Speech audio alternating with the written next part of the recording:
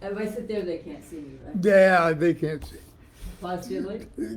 Good morning, and Constance has had coffee. She never has coffee. Well, good morning. I'm characteristically cheerful this morning. About 15 minutes ago, I made myself I only have a half a cup of coffee in the middle of the day because it's like cocaine and probably some strange Peruvian thing because it's Peruvian coffee. And for a brief couple hours, she knows the truth and is not afraid to tell it. Well, So anyway, no, I just started too. But it's 58 degrees in here, honey, so I turned the furnace on for you. Thank you. Well, anyway, the reason I had the coffee was because Taryn is coming to pick us up to take to his house tonight for a movie night because he has a big screen and we're going to watch a movie. I think we're going to watch Pippin. I think so, which we've never seen. Who knows? Anyway, there'll be a couple of other people there. You're going to feed them all. I'm going to try. I'm making food. I'm making borscht with yoga vegetable borscht with Greek yogurt and wasa crackers with butter and. It's yoga vegetable borscht, which we call borscht of the moon monthly. Right. Yeah, okay. Yeah, okay. Yeah, because if you knew. Long story. Long story. And then that sounds so gross. And then an egg salad on some sourdough bread that we whole wheat sourdough bread that we with olive oil toasted that we with cucumber on the top. Anyway, I'm trying to make wholesome sort of treats and cozy ones and I'm making vanilla tapioca pudding, the real stuff with. You make tapioca the real way. Yeah, with egg yolk in the pan and beat up, and then egg white beat separately and added at the end. And then in each little dish, I'm going to stuff a chocolate and orange truffle slice, and then go next door, and she said I can have some of her mandarins to put on the top of that too. So, and I'm also making some cookies, but they may not be good enough because I took everything I could find in the kitchen at the bottom of the drawer to put that in. Just briefly. Anyway, so we're what's in the while I'm doing this is what I'm saying, and do this while you're doing all your chores all day. Is to, especially if you've had coffee. My God, it'll be much clearer. Tell us what's in the cookies. Discuss the. While you're doing this, discuss with yourself, preferably out loud if no one is with you, the nature of reality, because that's kind of what happens when I drink coffee. So and you run across the last page of the Mahabharata. Well, it's the last little chapter of the Mahabharata, which is so freaking cool. Well, I'm going to have to. The Mahabharata. Well, the play, yeah. The Mahabharata. Yeah. Well, it's play and movie. It's so cool, called The Last Illusion. Yeah. Crowley would have just creamed his jeans. It's wonderful anyway. So I'm going, just to tell you, to discuss the nature of reality with yourself while you're doing your chores, because you'll do them better instead of being distracted. So, are you through with your coffee? I just started it. I'm going to go make egg salad now. Okay. I fixed the bed. I'm doing the laundry. Oh, yes. I'm making breakfast. I'm making dinner. And you're figuring out the nature of reality.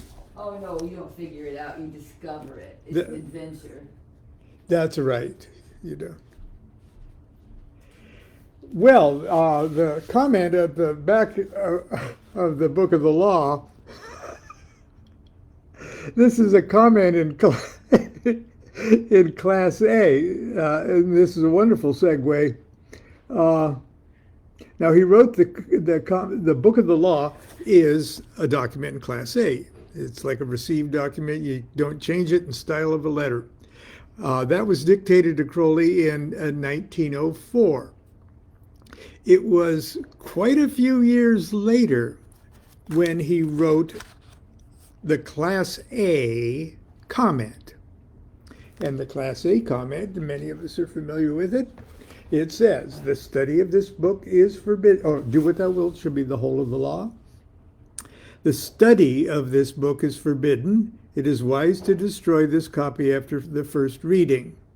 Whosoever disregards this does so at his own risk and peril. These are most dire. Those who discuss the contents of this book are to be shunned by all as centers of pestilence.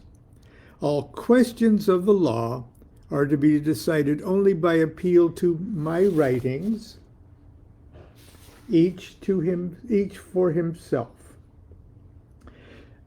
There is no law beyond do what thou wilt. Love is the law, love under will. The priest of the princes, and it's signed Ankh of Na Kansu. Okay. And the comment in this edition is in, I hear what sounds like a smoke alarm or something. But anyway, study this book's forbidden. Now, this comment was, I guess we must assume it was channeled like other Class A documents. Many years later, after there was a big kind of controversy about Crowley's magical child, his son, Frater Akkad, who we discussed just a couple days ago when we read Liber Aleph, or read from Liber Aleph, who was commenting, interpreting the sections of the Book of the Law for his readership and his, and I don't know if that was enough to objectively trigger Crowley into channeling this comment to put an end to what he feared might be an epidemic of interpretations of the Book of the Law, or not. But it says, all questions of the law are to be decided only by appeal to my writings, each for himself. And this is a beautiful, beautiful edition. The magical and philosophical commentaries of the Book of the Law, printed a number of years ago by 93 Publishing up in Toronto, I think. Obviously, it's out of print. Obviously, but not understandably, but obviously. And I thought if I was going to adhere strictly to the that comment and appeal to Crowley's writings, each for himself, what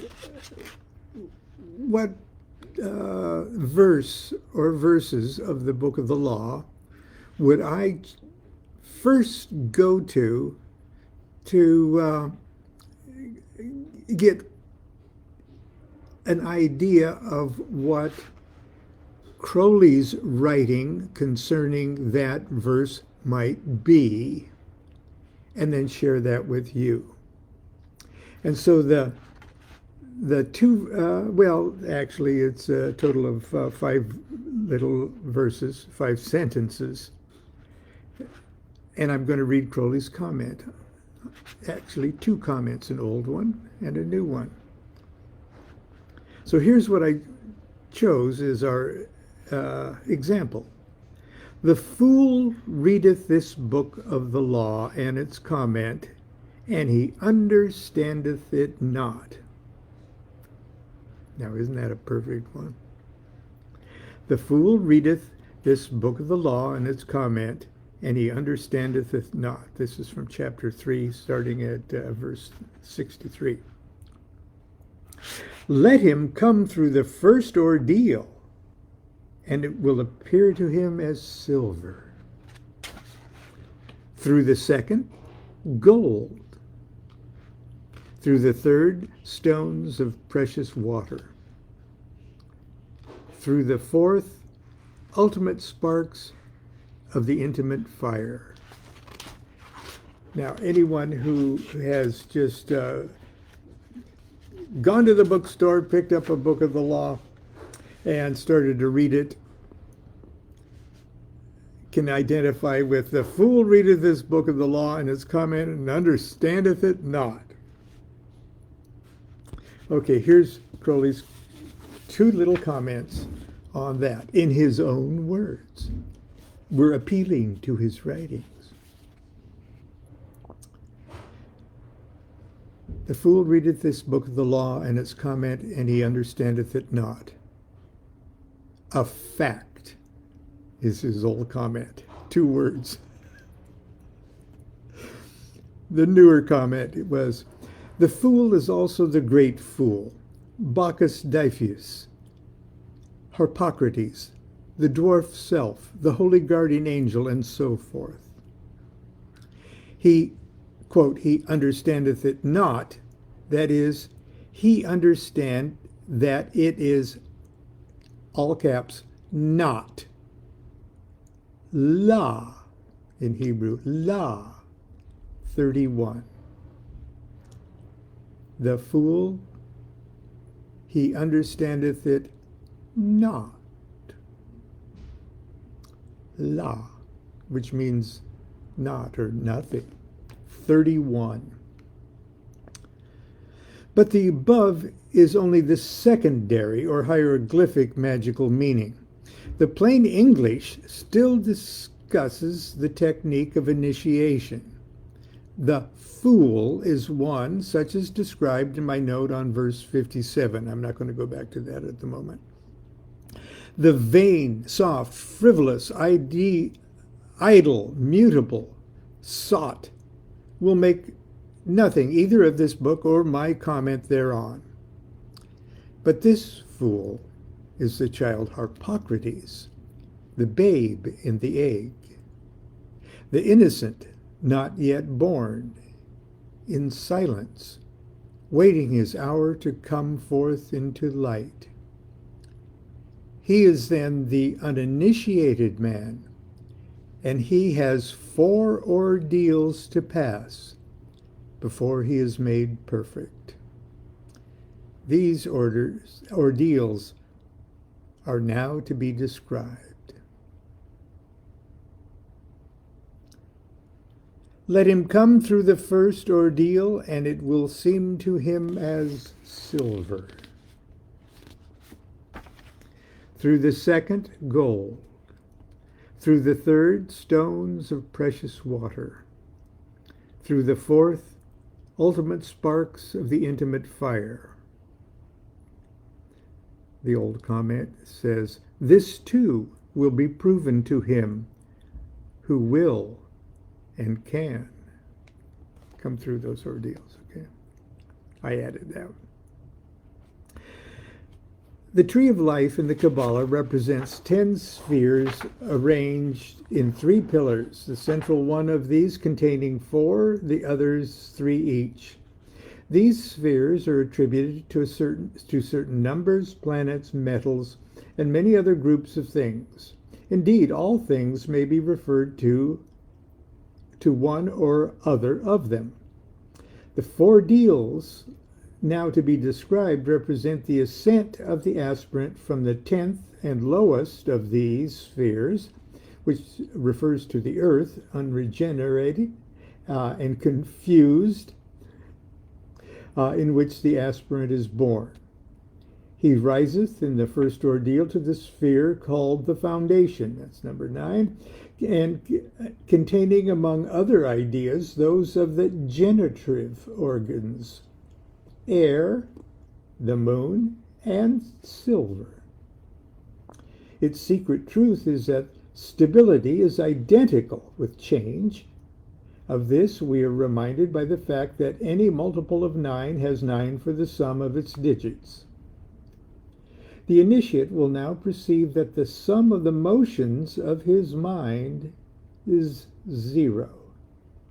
Below their moon-like phases and their air-like divagations, the sex consciousness abides untouched, the true foundation of the temple of his body, the root of the tree of life that grows from earth to heaven.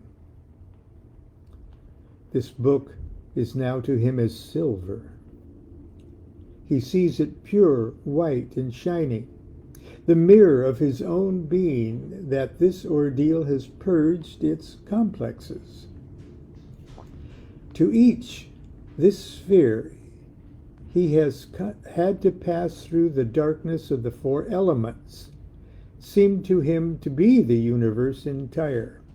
Now, I'm going to digress and say those, he's talking about down in Malkuth, those four, the lowest manifestation of those four elements. For how should he know that there are no more than that they are no more than the last of the 22 segments of the snake that is twined on the tree? There's someone at the door.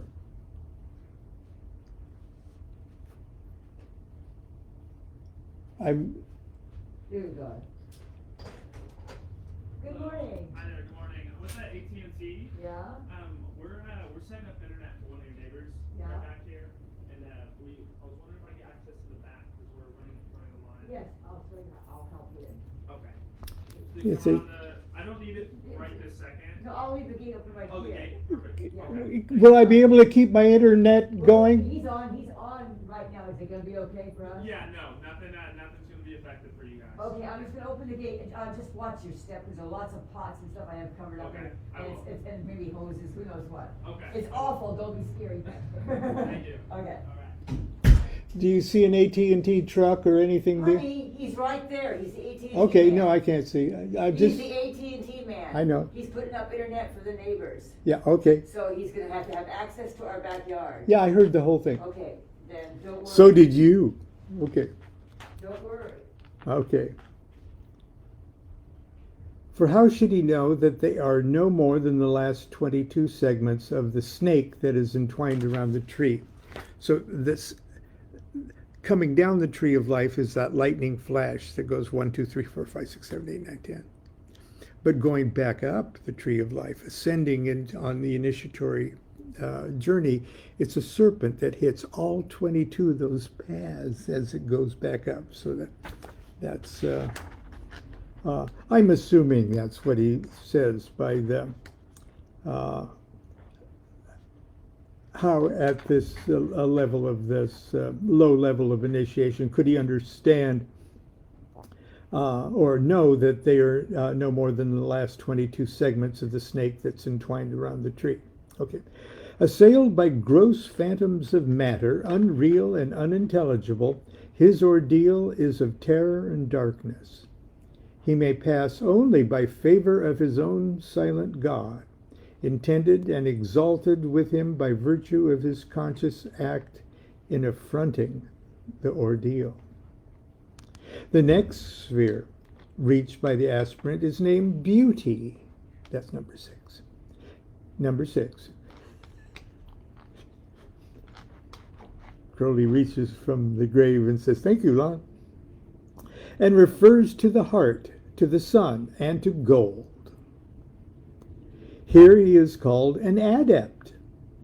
The secret truth in this place is that God is man, symbolized by the hexagram in which 2 triangles are interlaced.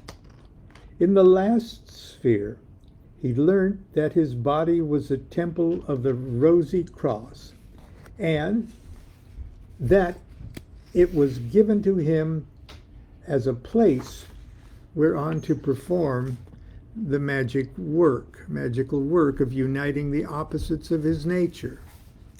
Here he is taught that his heart is the center of light. It is not dark, mysterious, hollow, obscure, even to himself, but his soul is to dwell there, radiating light on the 6 spheres which surround it.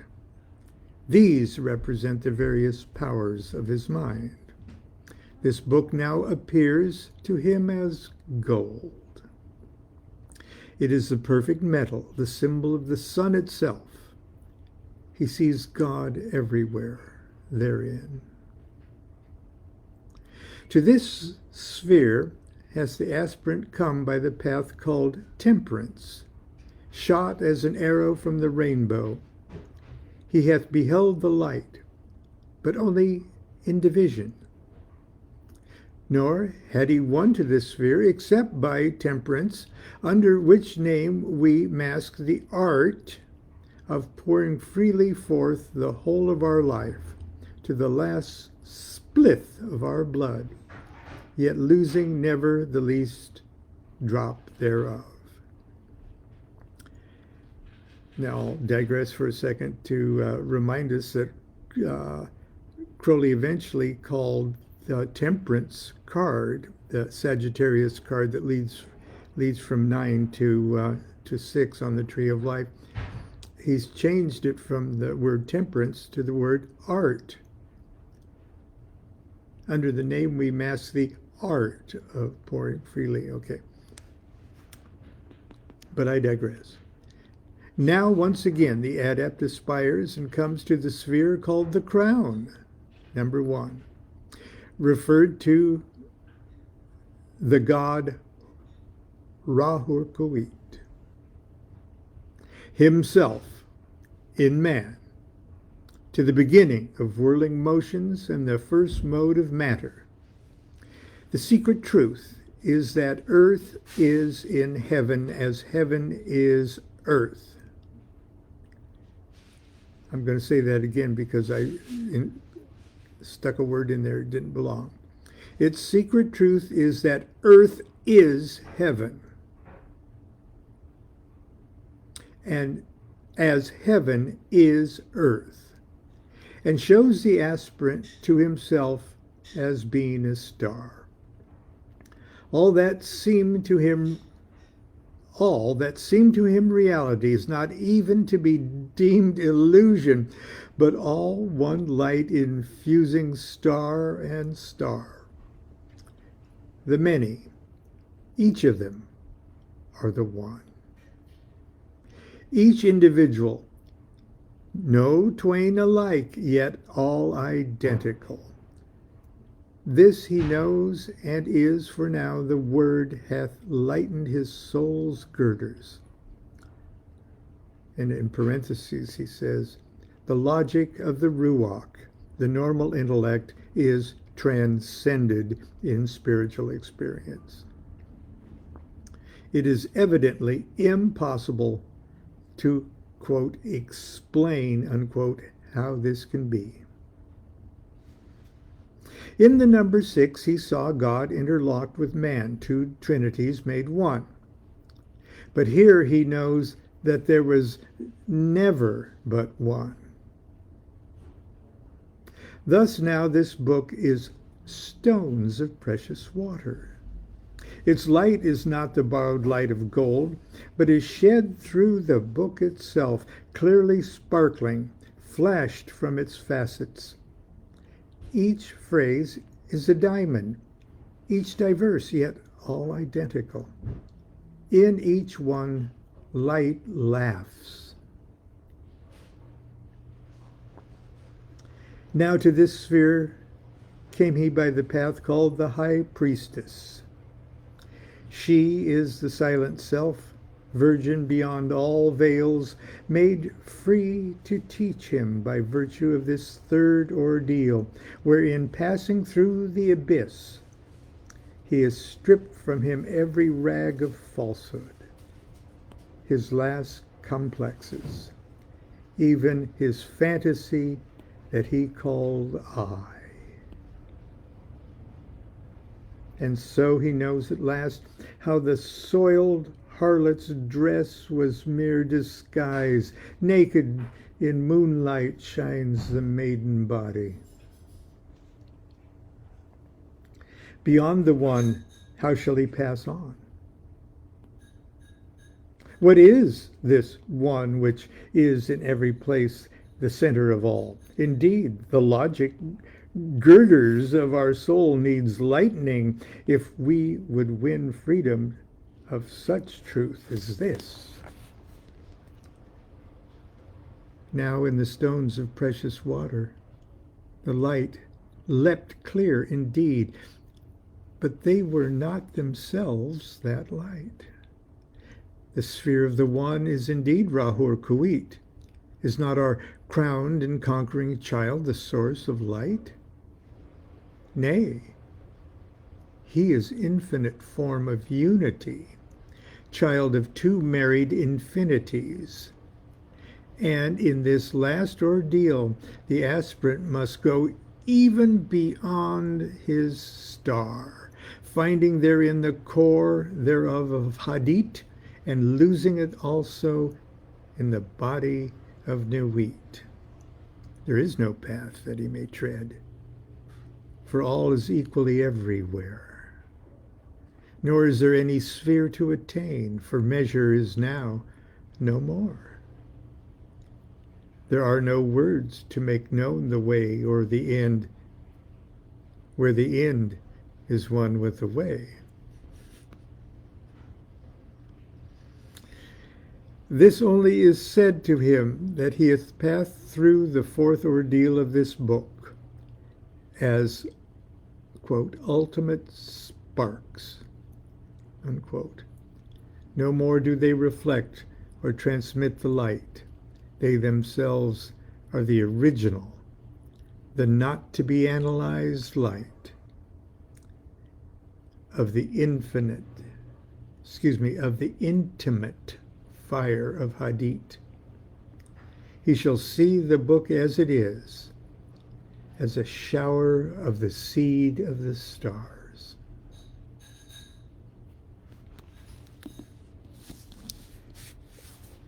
And that's Crowley's comments on those, 5 verses from chapter 3 of the Book of the Law. The book I'm reading from is this beautiful edition. Look at the back, with the back of the stele of the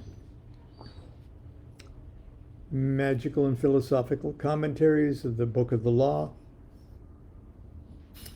And it was edited by Simons and Grant, 93 Publishing. Let me try to look at the in pages. Isn't that nice? And there's beautiful paintings by Steffi Grant. Oh, wait, I'm not sure. I'm not sure that's who it was. So if it was Linda McFarlane. Let's see here, 1974, this book was printed. Let me try to find who the illustrations are by. Yes, Linda McFarlane. And Peter McFarlane was the publisher who really helped with this glorious. The Book of the Law has got the facsimile in it. The Book of the Law itself, the sections are in red ink and the commentaries are in black. Gee, I wish they did things like that nowadays. Anyway, that's it for today. We've got a big day ahead of us. And I'm going to try to work on a book too. Until tomorrow for Saturday morning cartoons. Do what thou wilt shall be the whole of the law. Love is the law, love under will.